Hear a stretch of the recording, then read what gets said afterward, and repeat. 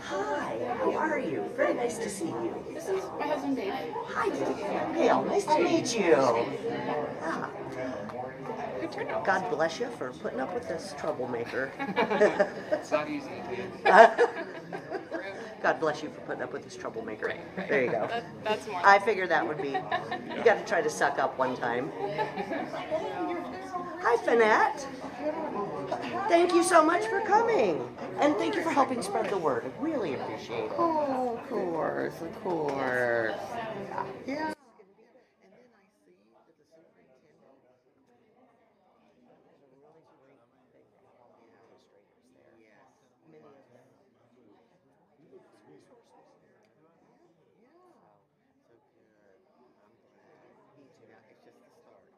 Yes, yes. And Dr. Dow is really committed to outreach.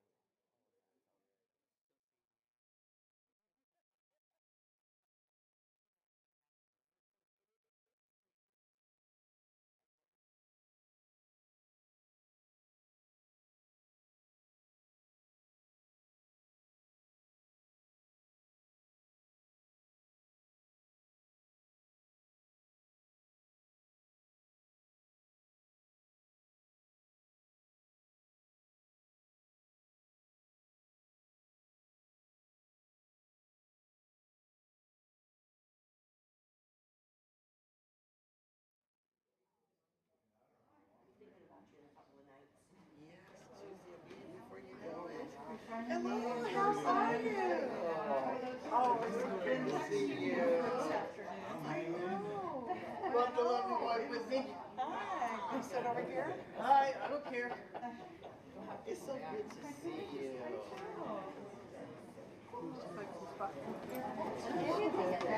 Oh, hey, for that. We were good texting for you. Yeah, technically all morning. This is my husband Joe. Glad to meet you. I got him to text you today. Yeah. So we went over to Keys and picked up on the precinct. Thank you. Checking the line. Hopefully, so we don't Somebody wanted me to run out. No, I hope that it's getting, Oh, yeah. It's kind of like small at dogs. the point, and I'm just like getting all in my head. I get stuff. Okay. Fantastic. Like 5:30. So I had all this stuff all in my brain, all ready. Seats right up front here.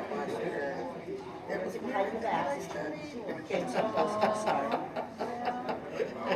But my daughter's she's been posting that on Facebook. So,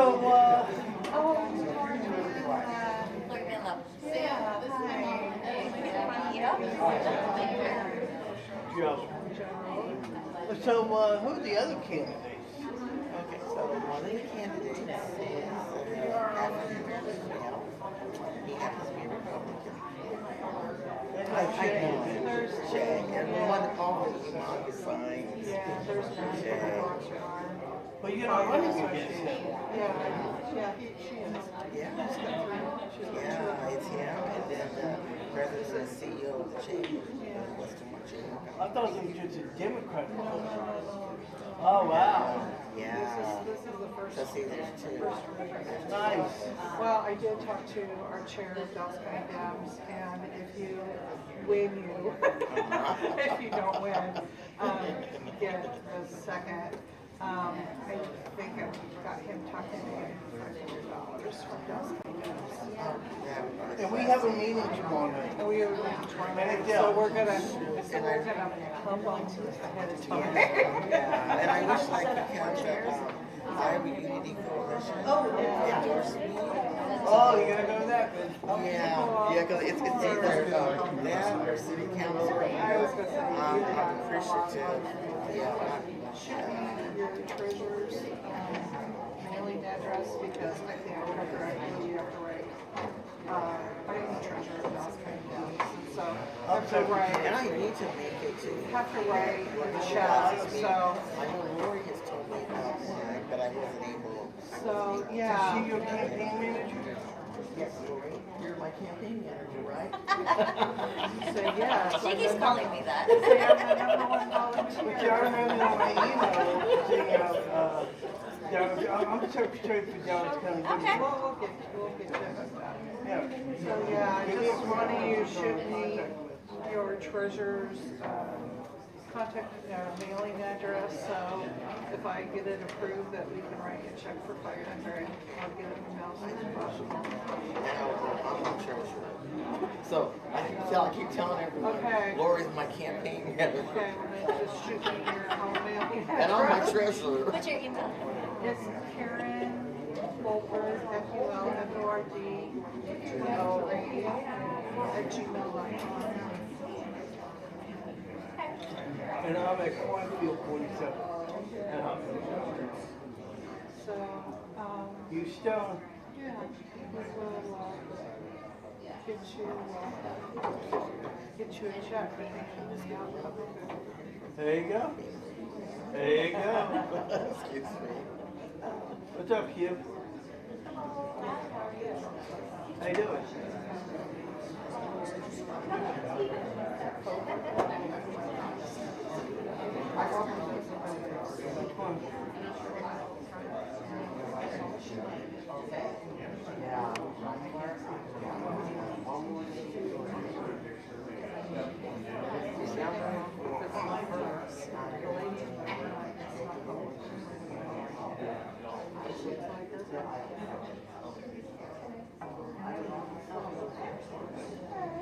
Thank you.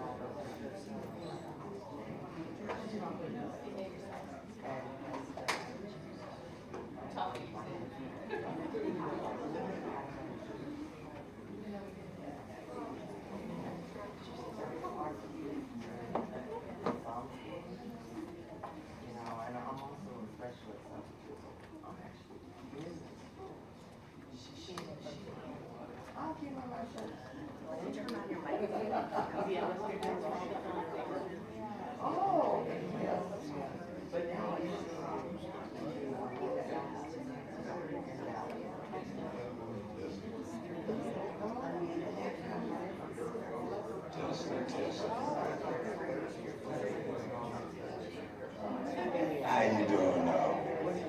Good, good. Well, it's been years. It's working.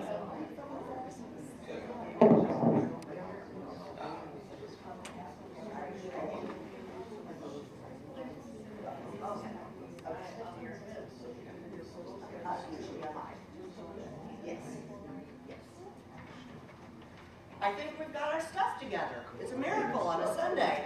So, thank you for that round of applause. Hi, I'm Gail Brubaker. I'm the Executive Director for the West Des Moines Historical Society, who puts on these Iowa files in partnership with the lovely West Des Moines Library, which tried to kill some people yesterday, apparently, so I'm glad I wasn't here. Were you here? Yeah. You can come see the Weary Ramblers at the Jordan House on Saturday, October 3rd. Just saying, yeah. So this program is a series about the people, the places, the incidents that make Iowa an amazing place to live. And in my opinion, Abdul Samad is one of those people. So he's been a voice in the fight for civil rights for more than 5 decades. He was a lieutenant in the Black Panthers in the early days, making sure that children had food to eat before they went to school. How radical. Yeah. He founded Creative Visions in 1996, and he's working to break cycles of poverty, violence, and homelessness. He enables people to take control of their own lives, which is an amazing thing to be able to do. He is often called on to mediate situations between the police, groups, individuals. He physically puts himself between these two lines and starts amazing conversations. So, and on a personal level, he is an amazing hugger. So, get a chance. Give him a hug. You can tell that you are loved and seen when OKO gives you a hug. We're just absolutely thrilled to have him here today as part of Black History Month. He's an important part of Iowa's history as a former Iowa representative and a community leader. So please welcome Mr. Abdul Samad.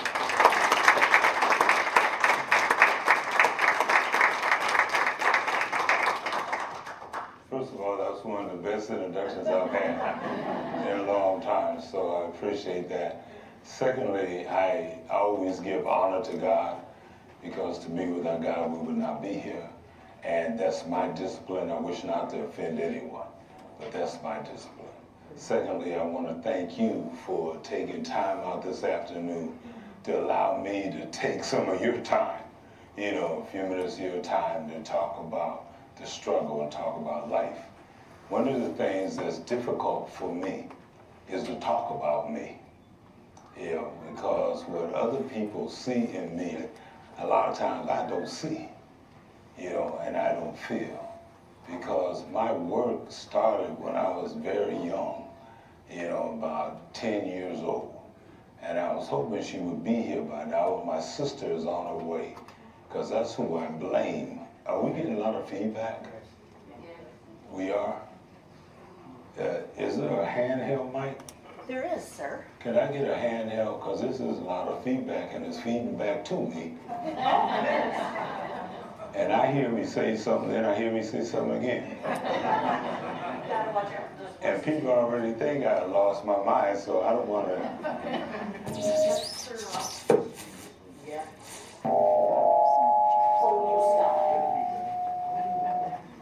There, thank you.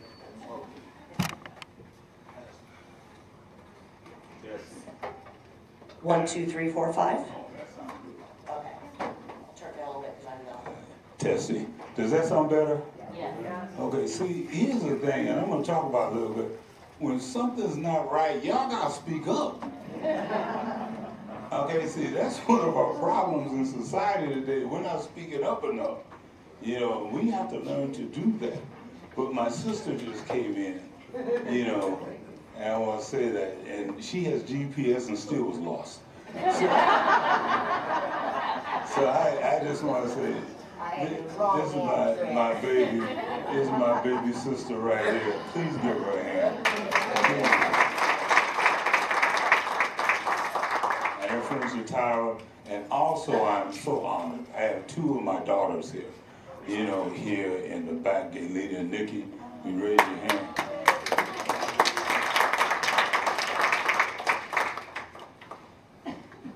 One of the things I was saying that it was because of my sister that I even found out that I want to help people. And you know, Mark Twain said there are 2 important days in your life. The day you are born and the day you find out why. And I also, before I continue, I have to go hi and say hi to Mary Campbell. Yes. She's one of our mothers in the community, and I'm going to talk about her because she's one of the shoulders that we stand on. But the key is when you find out why. My sister helped me find out why. And it's because I wanted to spoil my sister, my baby sister. I wanted to give her everything she had. Ever since she was even small, she's always thought she was older than me. Yeah. But the key is that she came to me one time and told me she wanted a bicycle. She didn't have a bicycle. And I wanted to make sure my baby had a bicycle. But the thing was, I noticed everybody in my neighborhood, none of the kids had a bicycle. And I said, this ain't right. You know? So I began, how do I put it, to find bicycles.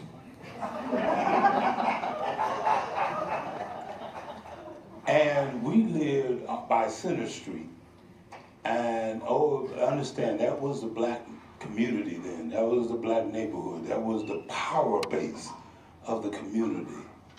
And so, as I found these bicycles, I used my basement at 830 17th Street to put these bicycles together so they wouldn't look the same after I found them.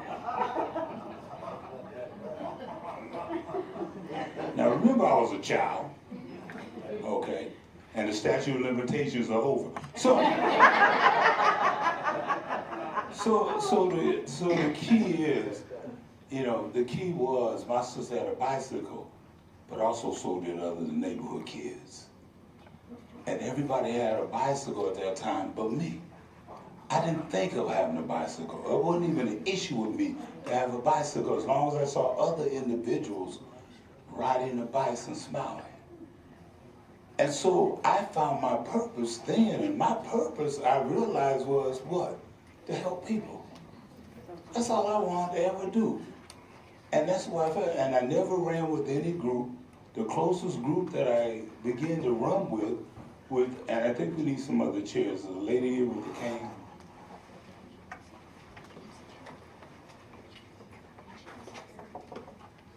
So we can get her. Can we get her? Does she need a seat? She has a husband and a dog in the car, and one of them she's worried about. Well, I'm not going to answer which one, but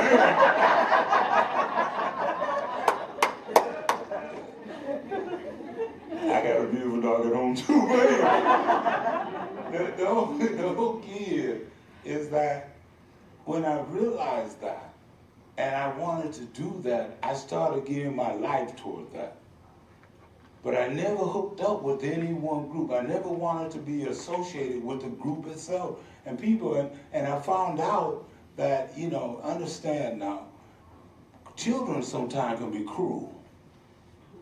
Because children know how to be honest. And sometimes they take that honesty over the, you know, overboard a little bit because they see their parents being certain ways or their adults being certain ways. So I experienced bullying when I was very young. And most of you in here look like you're about my age, you know, which is young. Yeah. And we got the same kind of hair, so you cool. But anyway, what the focus was very simple, is that I was bullied.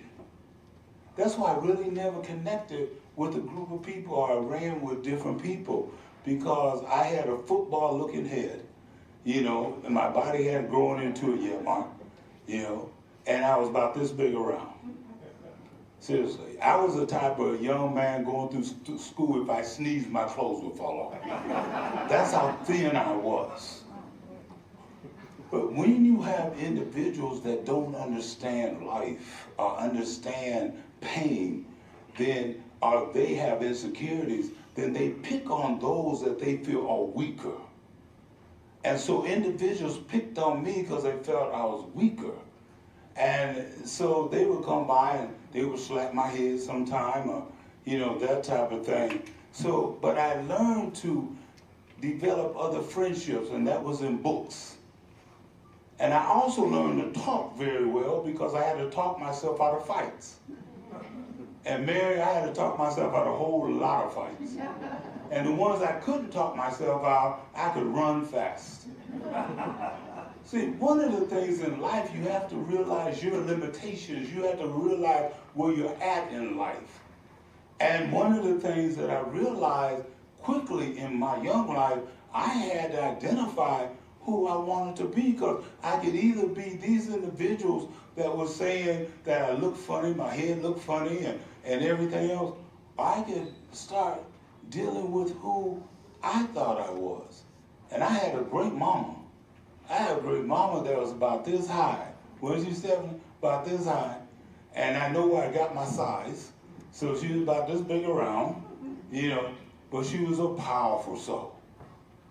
And as I grew, I had obstacles to face. I had people that was telling me what I couldn't do and what I wasn't going to grow and do.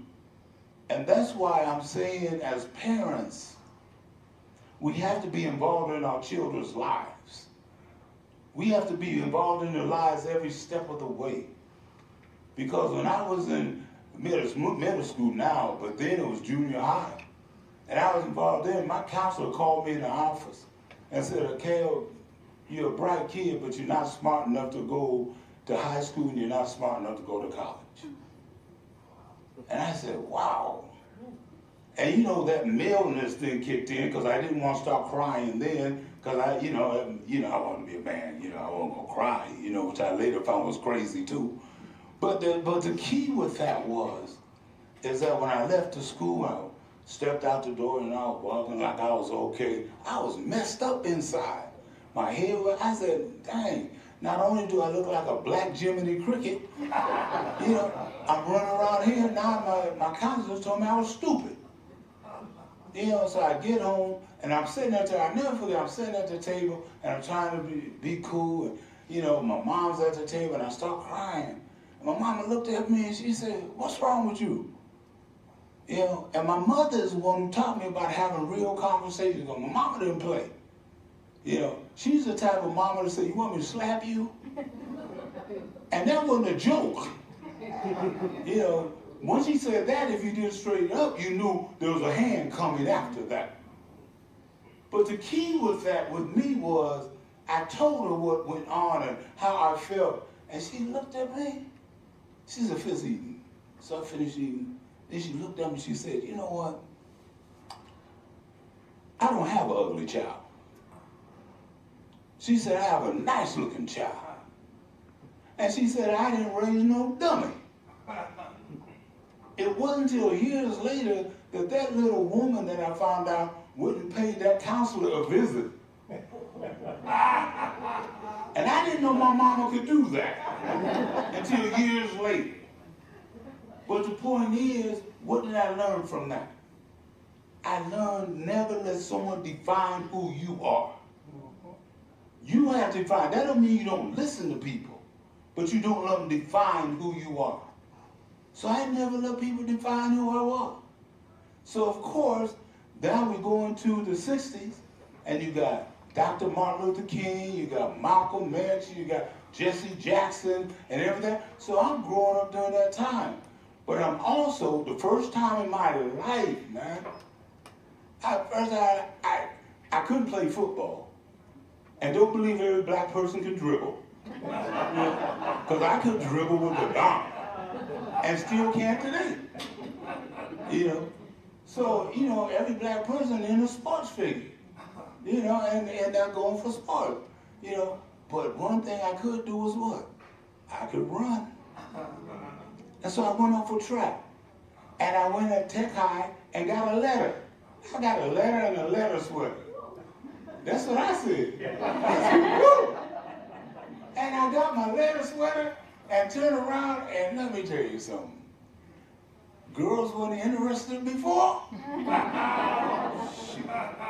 I got that letter sweater, and girls go up and say, how you doing? I said, fine. But the key is you realize that how physicalized we are. Because we're conditioned to be physical. We're conditioned to love the cars, the houses. We're conditioned to love how somebody the way they look instead of the context and the character of their soul and their heart and the love that we give, because we're conditioned to do that, and we're still being conditioned today. So you learn that, and you learn from life and the lessons that are there. So anyway, I'm running for track, and I said, you know what, I'm cool. Because, boy, I'm going to run track. I'm going to go to college with a scholarship. I'm going to get famous, I'm going to be on the Wheaties box or something, and I'm going to be cool. And I said, I'm going to buy a big house with white picket fence, and me and my mom and sister, we going to be straight. And we going to live just like the white folk live. And that was it. Now, understand. I am not politically correct at all. All right? Because I think a lot of times we end up lying to ourselves. And when I say something like that, it's not racism. Understand the mindset that we're in and how people can perpetuate racism and hatred even today because we never stepped out and got our minds straight. Because we kept hiding and playing games with ourselves. So they turn around, and if I make you feel uncomfortable, please, that's your fault. Amen. because I've been uncomfortable all my life. All my life I have hurt. Even today. Because, and I'll explain to you why. But as I got into school, the track team went to, and I'm not going to say the city, because I don't want Oskaloosa to have a bad name. But we get to this city, and we're sitting in the restaurant, and the waitress comes over, and she looks at us, we're kids. We're on the track team. And Sylvia was our coach, and we're sitting there, and comes running up to her and said, to the coach, and says, "We don't serve niggers." All the track team, boy, tears were coming out of the kids' eyes. Everybody was mad, and they're in tears. And I'm sitting there. Now understand, who are my friends? Authors. So I've been reading like crazy and everything else, because that's who I talk to. So I remember a story similar to that. So to turn around, we got there, everybody was crying, and everybody thought we were going to get to eat. And I called the waitress over. I said, "Excuse me, ma'am." And she came over. And I said, "What did you say?" She said, "We don't serve niggers." I said, "Thank God, because we don't eat niggers either. You got any chicken?"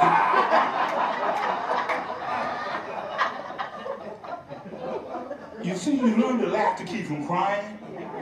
And you learn to deal with the situation. And how do you take a negative situation, turn it into a positive situation so it educates people at the time? Problem that we have, we quit using moments for teaching moments. And we let things just go by instead of using it to teach, and we want to get our jaws tight and mad. And I'm telling you, everybody around the table started laughing. You know, everybody, even the waitress put a smile on her face, you know, and she went back to the kitchen, and they didn't serve us. They gave us food to go, and we ate it on the way. And we got into the relays, and the other kids were calling us names and everything, because most of the track team was, of course, brown and black. And we were running, they said, "Oh yeah, you know, they're going to do this, that." But what we did, and I told my colleagues on the bus, we took on every trophy that we had taken to track team. And we hung out the window like this.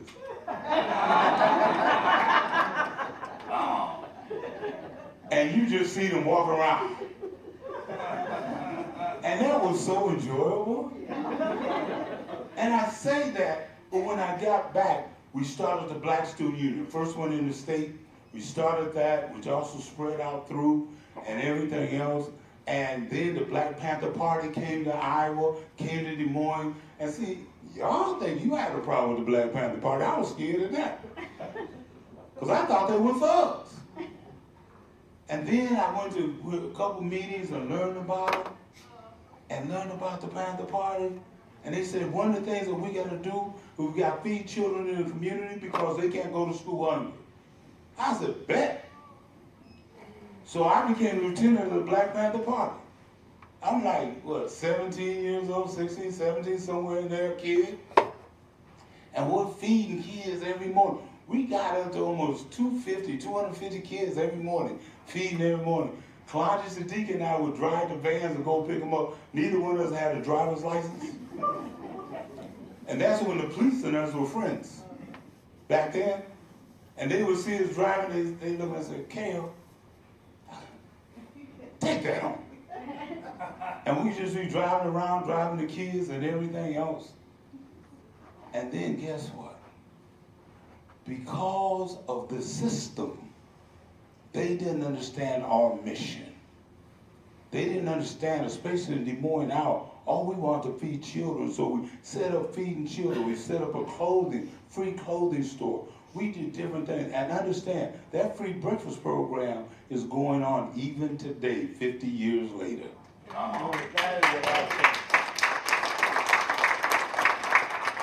That's before the school even had a breakfast program. And they got a breakfast program because why?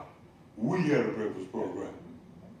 And it was the worst thing that could ever happen because we served waffles, French toast, pancake, and everything. When the school started their program, they gave you this crusty roll, this milk, and called that feeding kids. I'm serious. They got better since then, almost. So, but the key is that the gun for us wasn't picked up until 1969 for us in Des Moines. I just want y'all to know, none of us were trying to be violent or anything else. And this is what you had. Can I get them up? This is what we had. This is the May 11th edition of the Panther Party newspaper. That's what it was. Des Moines was in this issue. You want to know why Des Moines made this issue? Because the government had decided that one of the most dangerous chapters in the Black Panther Party was Des Moines, Iowa. And we hit President Nixon's desk, and Nixon told, and J. Edgar Hoover told him the best way to deal with us was to get rid of us. So Drake Relay's weekend, this happened.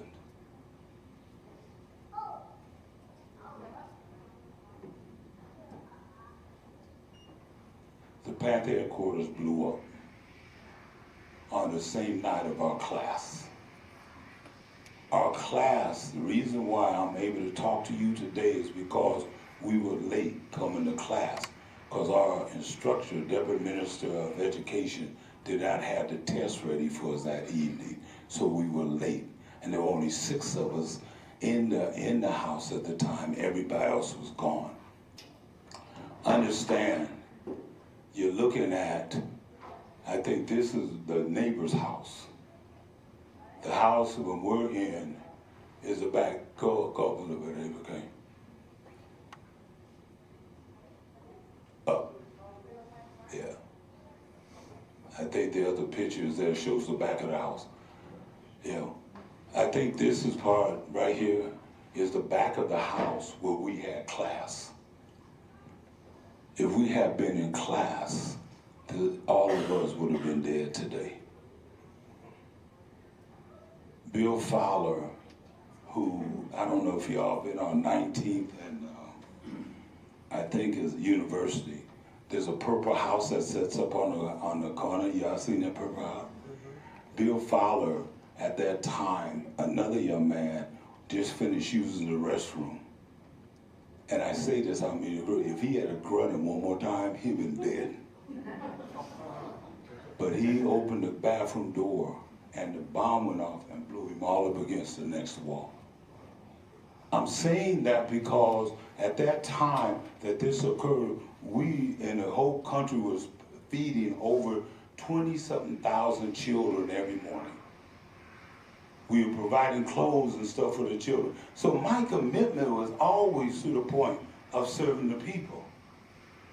And so we looked at that and that time, and I really believed in my heart, this is what I'm meant to do. This is my life. Because if it wasn't, I wouldn't have been here.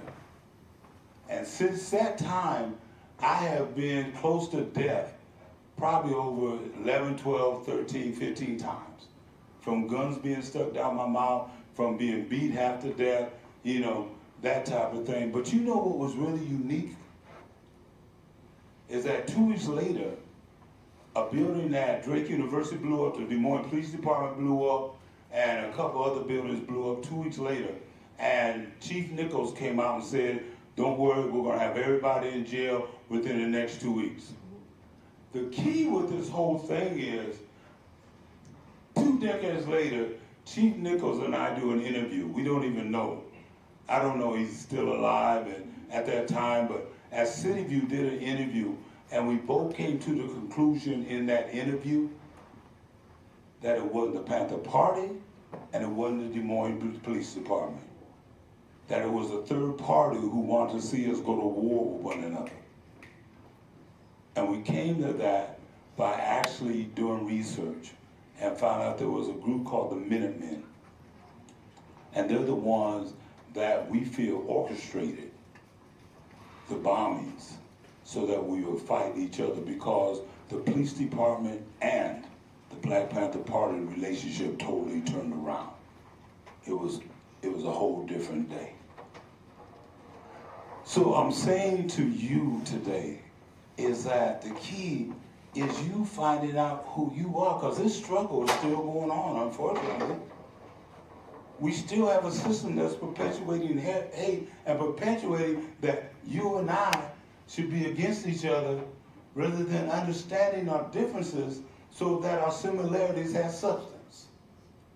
But they want us to be different. As a Muslim, they don't want me to be, friends with you as a Christian or a Jew. They want us to be able to fight one another, because if we're fighting one another, then they can get away with the crap that they're getting away with. Understand that. Now, let me be real clear. You won't hear me degrade any party or any individual, because that's not what I'm about. Because you don't fight fire with fire, you fight fire with water. And that water has to be solidarity and unity. But if we fight fire with fire, then are we any better than the people we're fighting? We got to use the tools we have to be able to show the love that we have. Because understand that we have to look at our history. The reason why they don't want you to know history today, people don't want you to know history, because if you don't know history, then what? You don't know where you're going. That means you do the things that are going to do. You look at the things that are coming out today. Somebody, a friend of mine, a couple friends, even my barber, I'm sitting in the chair, and they would tell me about the Epstein files and everything that was going on. And I sat there, and I said, we also got to understand when there's nothing new. They've been snatching babies before I was born. They were killing children before I was even born. As a child. And I'm saying you don't have to be a billionaire to be in that. If you remember the little girls that were killed in the Birmingham bombing. Babies have been killed. People have been killed. Black and whites have been killed for struggling for what? For justice and for freedom. But if they can get us fighting just to be able to love one another, just be able to approach one another instead of dealing with the root cause, then they can continue doing the things that they want to do. You see, we got to understand that, can we get Al Sharpton and those individuals, Muhammad Ali, those individuals, Martin Luther King, Medgar Evers, Edna Griffith, right here from Des Moines, Mary Campbell. These are the Moses generation. See, that's the Moses. Now remember, let me bring it in perspective for you. Moses and others, they turn around, they didn't cross over to the promised land, right? Are y'all with me? Yeah. You sure? Yeah. Okay. If I lose you, see me after the talk. So, but they didn't cross over. They said, we're not going to cross over. So the Moses generation was there to bring us only so far, so that then the generation that crosses over will be the Joshua generation. That'll be our young people that were, you in this room are in the Moses generation. Mary Campbell and them are in the Moses generation. Ali, don't he look good? Ali. But anyway, you gotta look at it, was in the Moses generation to bring it, because he was one of the first athletes, said, I am the greatest, don't I look good? But I'm not going to Vietnam and fight, because no Vietnamese ever called me a nigger. No Vietnamese ever talked about shooting or killing my babies. No Vietnamese never bombed Black Wall Street. No Vietnamese ever did any of that to me. So what did I do? Why would I go fight a people that are trying to survive themselves. Yeah. When we needed to fight for what was right for us. When schools were still being segregated. When women still didn't have rights. See, understand now, when this country was developed, the forefathers, I ain't mad at them. I ain't mad at none of them. But our history is clear. When them criminals got here, excuse me, when they got here, they set up a government that be able to fit them and who? Their family. Native Americans were not involved, black people were not involved, Chinese were not involved, and women, you weren't either. They said the women are to be what? At home what? Mom, barefoot and pregnant. Don't think about getting in government. Don't think about voting and having a voice. They said, we got this. So they set it up. So that means you weren't involved in what needed to be done. I wasn't, you wasn't. So that means from day one that this country was set up, it was set up for 74. So I ain't mad at them, because they did what they had to do to survive. What hurts me is that as we learn that, we stay silent. What hurts me, we don't do what we need to do as a Moses generation to get and prepare for our children to be the Joshua generation, to be able to go into and experience the promised land, because we're still fighting. The reason why you're still with us in the Moses generation, because we quit fighting. We quit having unity. We quit understanding what love was. Then we let some psychologists jump up and tell us, and most of us growing up, they telling parents what? You know, don't punish your child. Become your child's best friend. My mother was dying, and my sister and I was taking care of her. She was in the house, and one day I sat there. Me and my mother had the best conversation we had in the 45 days that she was at my home. And one day I looked at her, I said, Mama, why weren't you my best friend? My mama looked at me. Said, I mean, Mama, I ain't your best friend. I said, but you didn't want to be my friend. She said, you want me to slap you? She said, I'm not your friend. You got friends. But what I learned from that is that you have to distinguish between your family, your friends, and your fan club. See, your fan club will keep you in heaven because they usually love company. And y'all remember the fan club when you were in school? Go ahead, fight. Go on, yeah, you ain't gonna let them talk about you like that. And the minute you get in a fight, they're the ones talking about, I told you not to. That's your fan club.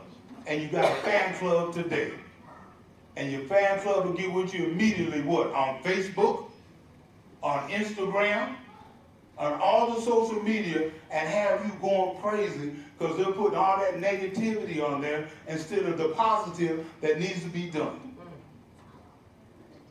And we turn around and most of us don't even know what our children are doing on social media. Because we're not into it. See, we got to be able to change. Now understand, you are the Moses generation. Let's prepare now for the Joshua generation so they can enter into paradise. Because right now ain't no paradise. Right now, schools are being underfunded. I'm not trying to get political with you. I'm trying to say let's have some real conversation. Women are still being disrespected. Our babies are still being conditioned. We're still being conditioned. This is reality where we're at. So individuals that have come up, like Ali that we thought was crazy, you know, will turn around who wasn't and do it. Then we have other individuals like Al Sharpton, you know, and other individuals that have come up through the years. Go back, because he came up too. See that cat there? That cat right there? he okay.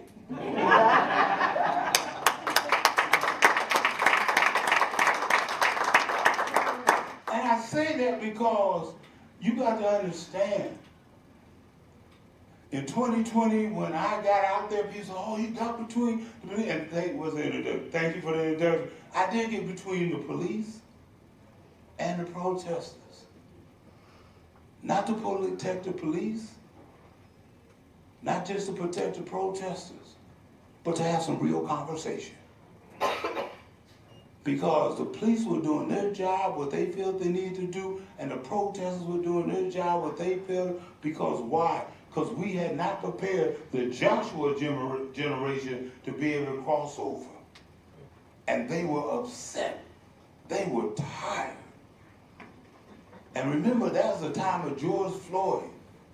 And I wish we had brought that other slide we did. That was the time of George Floyd and others that have been killed. And people were tired and upset and frustrated. So you got to understand, you can't be mad at them. You can't be mad because we didn't prepare the way. Because, see, we went home just like after the Vietnam War. Came out Vietnam War, we thought everything was going to happen. Boy, society was going to change. We were going to be all right. But what happened? Black folk cut the afro down and it was looking good, and somebody came around and had us wearing platform shoes and walking around. We couldn't even run from the police step if we wanted to. Had us focus on ourselves and everything else. White folk turned around, cut the long hair and everything else, and all they were focused on now, if Elvis Presley was going to rock too hard on the Elvis Presley show. I mean on the Ed Sullivan show. Because they said now they had us focus on the rock and roll, we're going to destroy America. They took us away from understanding that our that education was going down, that we actually seen this country fall apart. Because we never identified the fact that what were we losing? Our humanity, our morality. The individuals started losing what it was to be neighbors.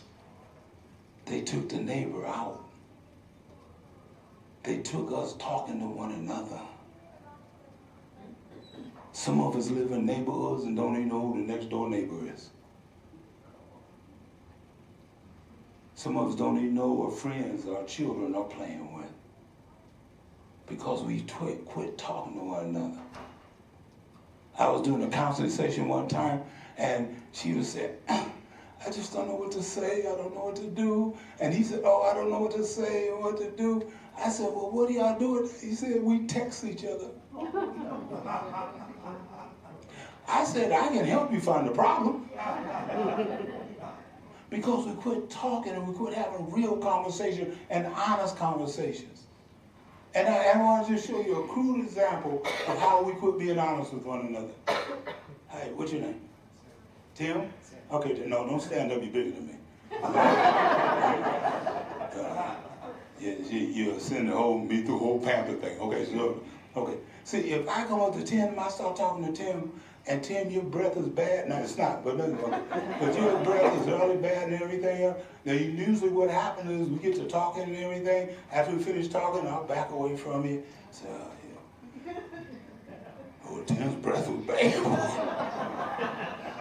We don't help each other. But wonder if it was a different scenario. Hey, Tim, how you doing? Everything. Yeah, hey, how you want a minute? Okay, I got one too. But but if I came and be honest and I'm just talking with him and I'm being friendly, hell, we may not know each other, but your brother's not bad, so give me back my head. Okay, so the thing is, but how many of you lie to your friends, your relatives, and to yourself?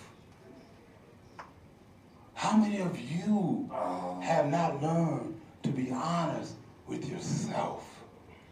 Because if you can't be honest with you, how are you going to be completely honest with you, your relatives, your children, and that type of thing?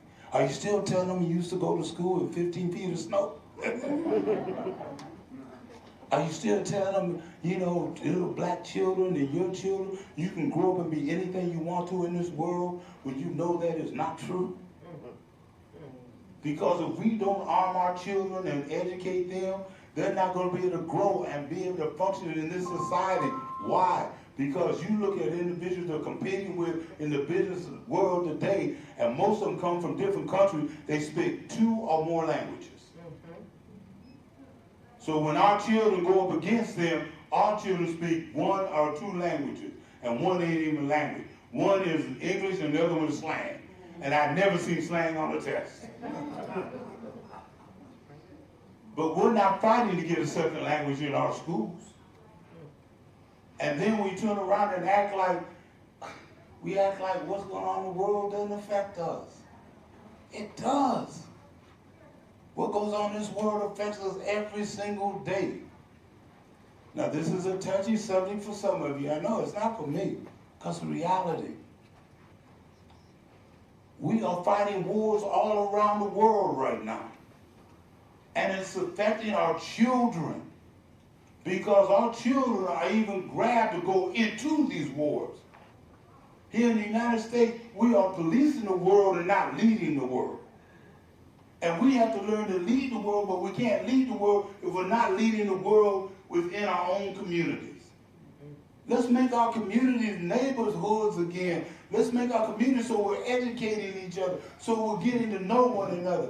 I don't want to argue with you about who's right in Gaza. I don't want to argue with you who's right in Israel. I don't want to argue with you who is right in Sudan. I don't want to argue with you. But one thing we can't agree, a genocide is a genocide. And one thing we can't agree, that baby that just got bombed didn't have nothing to do with politics. That baby and that mother over there now had nothing to do with politics. I went to Israel, got in so much trouble, it was fun.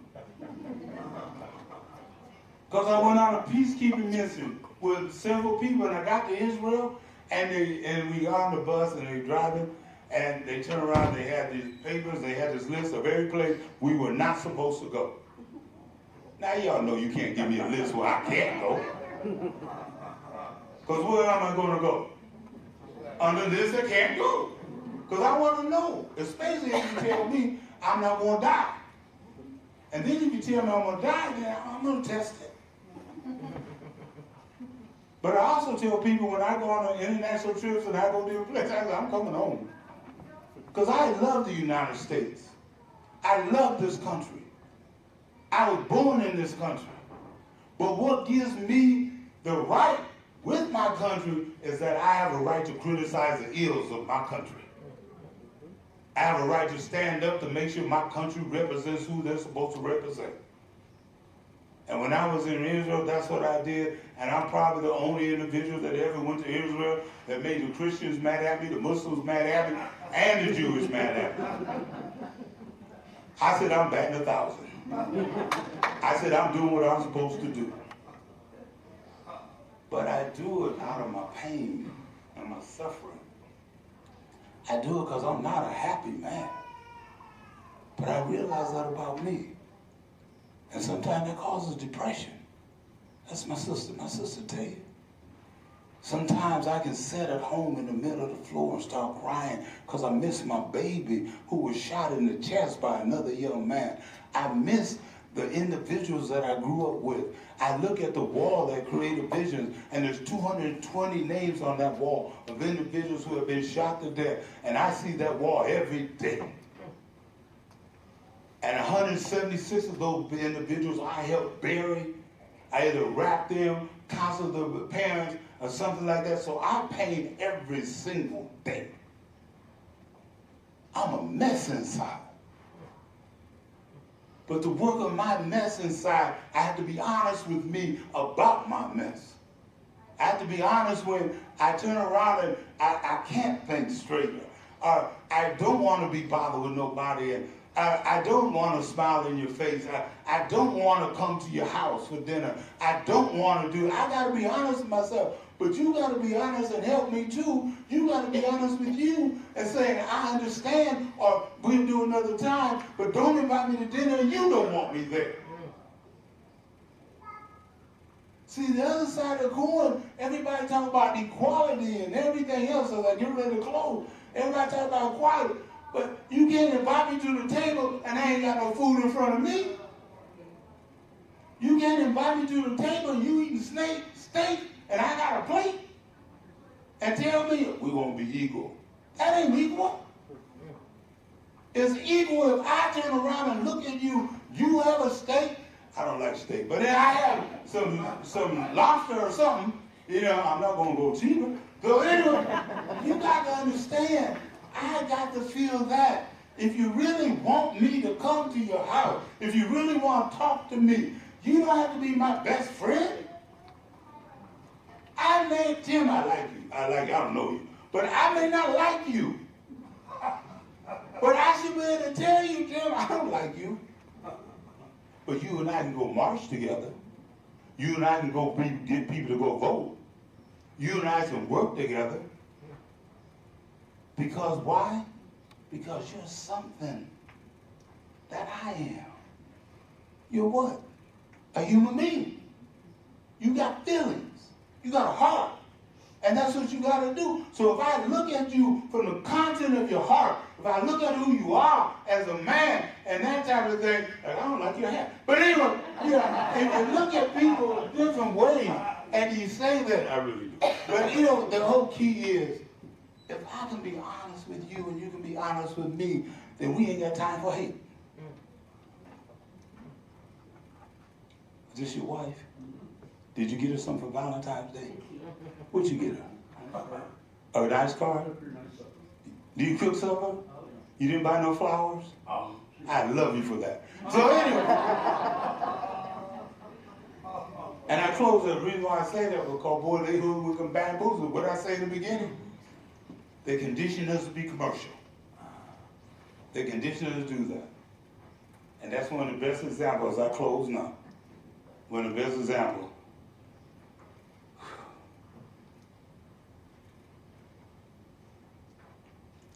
If they can get us to buy some flowers on one day out of the year to tell somebody I love you and charge you 10 times what it would cost you the week before, that means we're sick.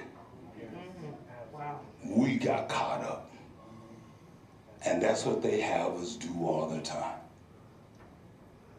We were out, April and I were talking with April. I got to thank April. April keeps me on time and everything else. And they please give her a hand. April's my right hand. I gave a speech in Cedar Rapids yesterday. And, you know, April drove up and drove back. She keeps me going. But, you know, I told the people in Cedar Rapids, because they were dressed in all red, where they were buying flowers and everything. And April, we gave the staff at Creative Visions flower. We had a Valentine's Day party, and Sam's had a special on for flowers, Mary. For you got, what, 20 or 50 or something? Yeah, 50 for like $20. The flowers, the money they spent for their special, someone there, just a dozen roses was almost $100. Mm-hmm. But we get caught up that way. How many get caught up on Amazon? We get to buy stuff we really don't need. They tell us to buy stuff we don't need. You know why? That's because we're not honest with one another. It goes back. We got to get our morality back. We got to get our humanity back. We have to get our integrity back. And we have to get our honesty back, folks. Let's stop being real with one another. It's okay. I challenge you to invite your neighbors to your home. I challenge you to do something in your neighborhood. Let's start stepping up. I challenge you to come to Creative Visions into a community that you will feel uncomfortable in. I challenge you to come just to see different organizations that are helping people. Come and do that. Some of you are retired. Come and help. I challenge you to read the books that you were told not to read. I challenge you to step up. I challenge you to be real. I challenge you to go to the school and tell the teachers, we support you. I challenge you to go to your city council meeting. I challenge you to go to the Capitol. Because that's what you got to do. And I got to close because I was told we want to have questions. And I'm telling you,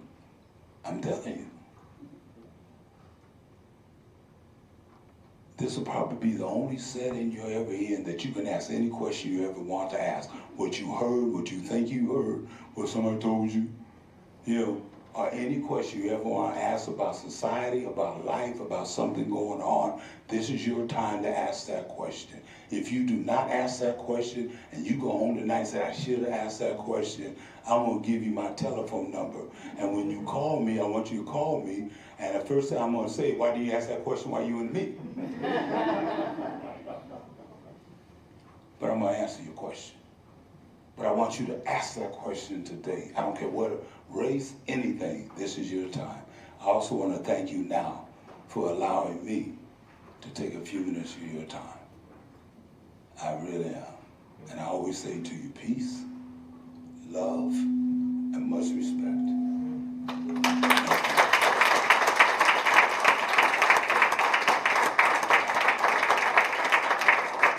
Okay, we have a question. For low-income parents or new Iowans, what advice and direction would you encourage?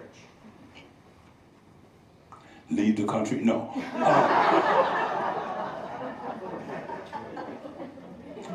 Maybe just the state, maybe not the whole country. I would, for low-income families and new Iowans, tap into the resources that we have here. There are resources, some resources are not as advertised and prominent, but they are here. I would say for low-income families, there's organizations in West Des Moines. My dear friend, Audrey Kenneth, she's back, raise your hand now. She has served Des Moines. I would say get with Audrey, her organization. You have Finette Elliott from the school board over here. You got to get with people that can help you. And tell them, but if you know somebody that is low income or somebody's having a hard time, understand what pride is too. Understand how they're hurting. So when you're helping them, don't help them as if you're a savior. That's right.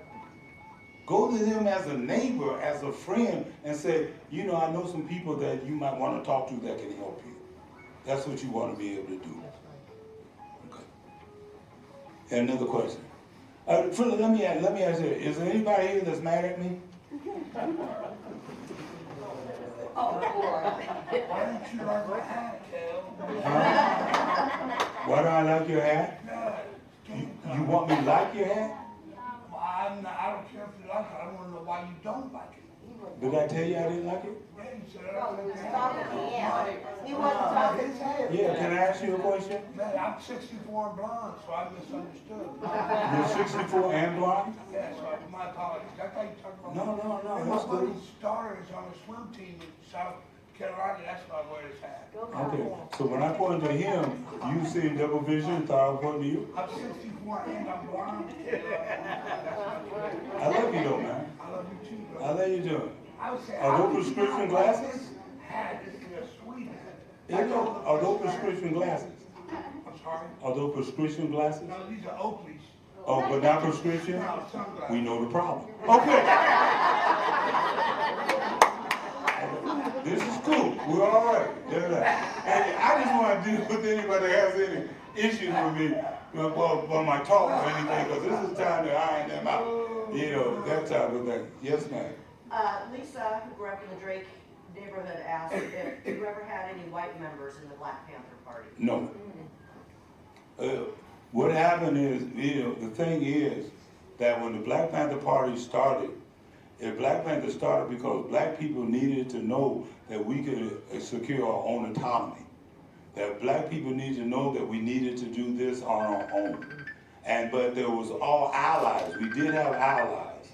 The allies that we had was the SDS, Students for a Democratic Society. We had other individuals, and we fought side by side together, you know, but never in the Black Panther Party was that allowed. Okay. But it wasn't because of racism, let me be clear. Any other questions? Yes, ma'am. Yes, ma'am. Okay. Yes, Oh. Ms. Finette. I have been to Creative Vision. And You gotta speak up, please. Okay, I have been to Creative Visions, and I Yeah. have seen the great work that you do. You and April and the staff as far as the community outreach. The programs that you guys have are just fantastic. The question I'm asking, we don't have anything like a Creative Vision here in West Des Moines. The demographics are changing here in West Des Moines. We have large families that need help. Audrey can't do it by herself in running the Department of Human Services. We need more community involvement or an agency like Creative Vision that can fill the gaps that exist right now. So when are you coming to West Des Moines? As soon as y'all get the money. To bring an agency here, it takes funding. I also want to introduce Maria Rivas, who's over there. She's on our board of directors, right there. We were asked yesterday to bring Creative Visions to Cedar Rapids.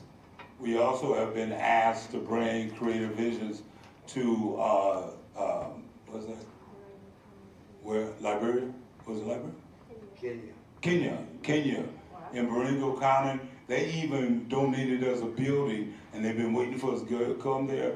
They've given me 10 acres of land to come and build my home there, and we haven't gone yet, because I also don't go somewhere don't think I can get back into this country. And right now, leaving the country and trying to get back into this country may be an issue, you know, at the whim of people who make those decisions. And like I said, I'm always coming home. If I gotta box myself up and ship me back, I'm coming home. So, you know, but the key is we would love to have some negotiations, some talk about coming to West Des Moines. Because West Des Moines needs it. There's no place that is unscathed right now. You know, you see that in food pantries picking up, you see that in gang activity, young people not knowing which way to go and that type of thing. I don't care where you go in this country, you see it happening now. And the thing is, to show you how messed up we are a lot of the time, you have, and it's sad, but I told you, real conversation, you have young whites trying to be black. And you all seen it. So they try to take on a culture that's not theirs. And they're trying to emulate a culture that we're just trying to develop ourselves and who we are. Do you realize, I mean, what's your lineage? German American? Mostly Norwegian. Norwegian? Mom? Mom's side. Your mom's side? All the way up? Dad, German Irish. All the way, let me show you how messed up we are.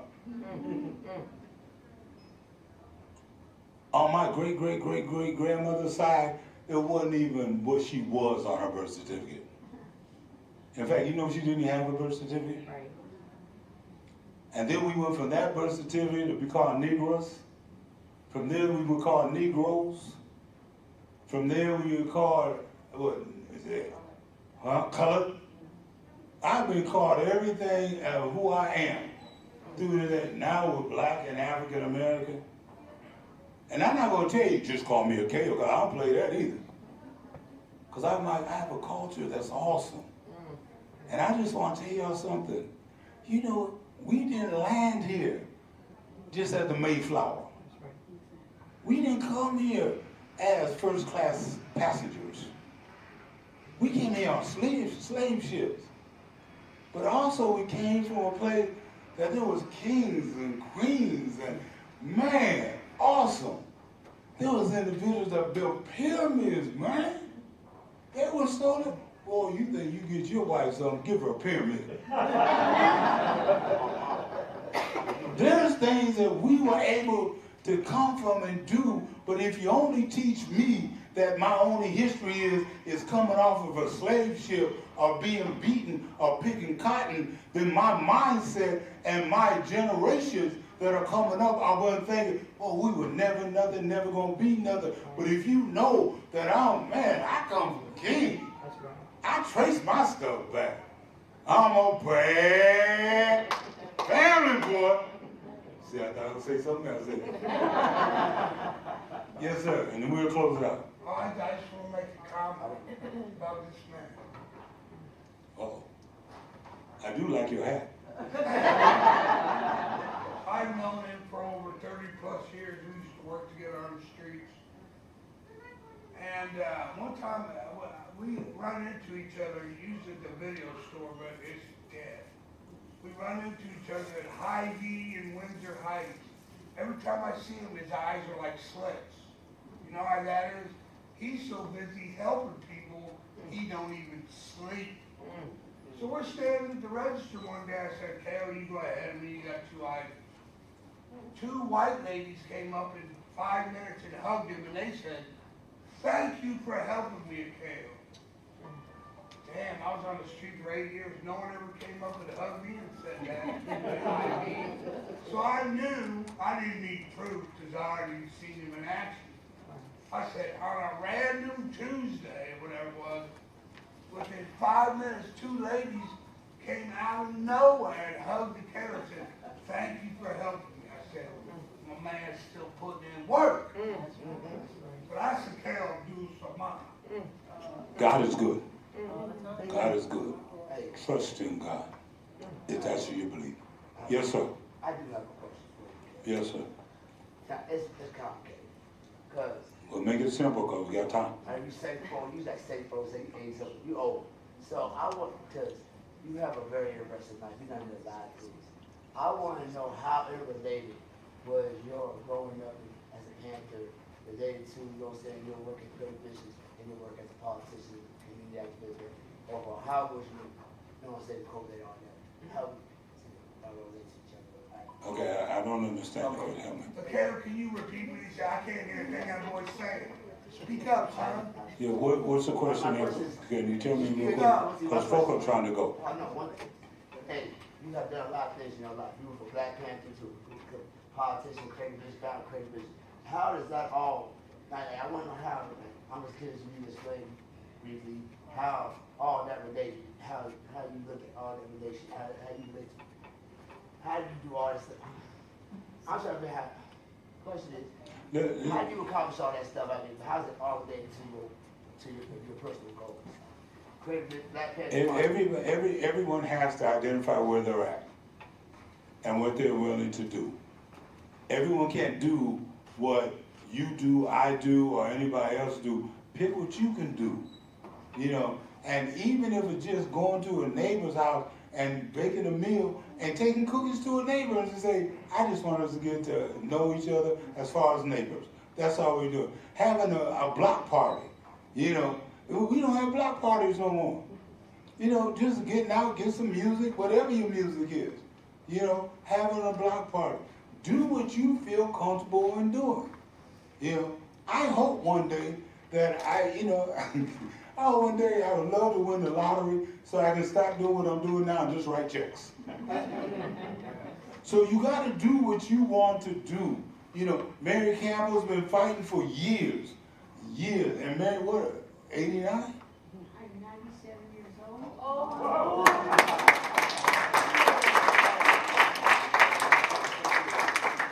Thank you for the opportunity because I've been voting since I was 18 years old. My mother never went to school. I taught my mother how to read and write. My mother read an article in the paper, and I worked for Senator Tom Harkin. And mother said, did you read that article in the paper? And I said, no, Mom, I didn't get a chance. Well, you read that paper when you come home. And I went laughing to work because I said, here, I taught my mother how to read. But I want to say something about Akeo. Akeo, when you were going to run for the political office. Your mother and I sat together at the Holiday Inn, and your mother was a little lady, and she said, Mrs. Campus, I don't know what to do. He wants to go, and I just don't know what to do. And I said, Mother, you love your son? She said, yes. Then let him go. And that's what she said. You know, you gave me the right answer. You loved her, and she loved you. And all of us here are mothers. We're mothers, we're wives, we're aunts, and God bless all of you for being here. But remember, I'm brown, I have a tan. I don't need to worry about sitting in the sun because I'm brown already. But if I get in the sun, then I will get sick. But you all want to be brown like me, but that's not what's meant to be. The Lord gave us all life, and you have answers. We have 10 commandments, and those are the commandments we're to live by. It hurts me greatly to see my own friends not talk to their friends because they're Republicans or they're Methodists or they're this or that. We are all brothers and sisters, and we have one God, Jesus Christ. And I thank you very much, Kale, for having me here. Thank you. That's my heart.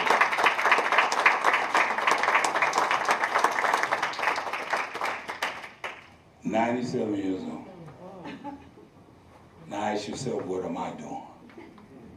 Because Mary is still on the front lines. And she's still struggling.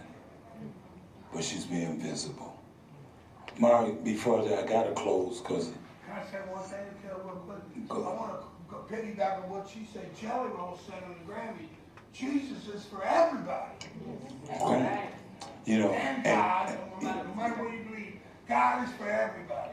And you know what I tell people today? What's that? If Jesus landed on earth right now, ICE would arrest him. Because he would be there. And I don't mean that to be funny.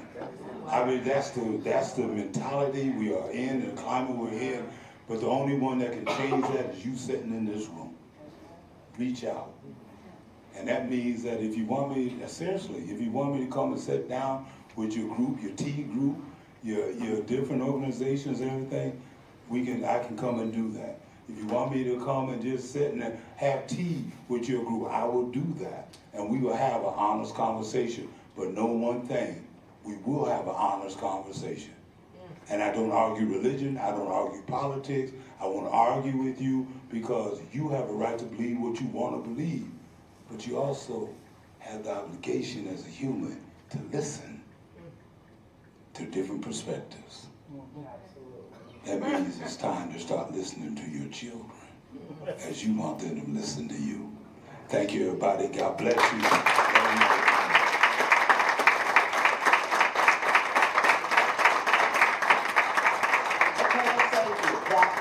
I feel like I went to church.